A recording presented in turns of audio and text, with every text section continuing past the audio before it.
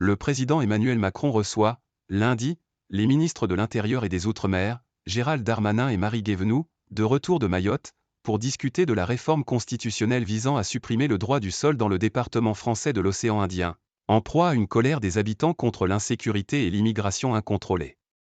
C'est un casse-tête politique. Pour supprimer le droit du sol à Mayotte, département français sans risquer une censure du Conseil constitutionnel, le président Emmanuel Macron a choisi de passer par une révision de la loi fondamentale.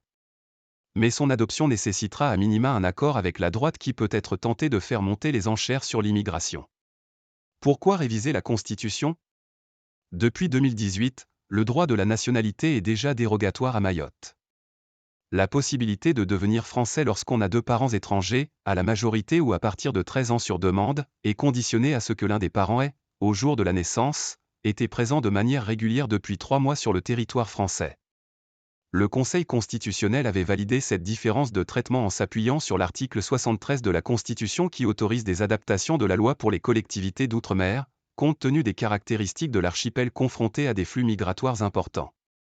Mais, avec une suppression du droit du sol, on basculerait d'une simple dérogation à une division complète du droit de la nationalité en France selon le lieu de naissance, a commenté, sur X, Jules Lepoutre, professeur de droit à l'Université Côte d'Azur. En conséquence, si ce changement était adopté par une loi ordinaire, le Conseil constitutionnel pourrait l'estimer contraire au principe d'indivisibilité de la République et d'égalité devant la loi où est considéré que le droit du sol, qui a été consacré en France au XIXe siècle, fait partie des principes fondamentaux de la République. En passant par une révision de la Constitution, le gouvernement évite ainsi toute éventuelle censure des sages qui ne statuent pas sur une loi constitutionnelle. Comment réviser la Constitution ? La révision de la Constitution se faisant à l'initiative de l'exécutif, celui-ci doit d'abord présenter un projet de loi.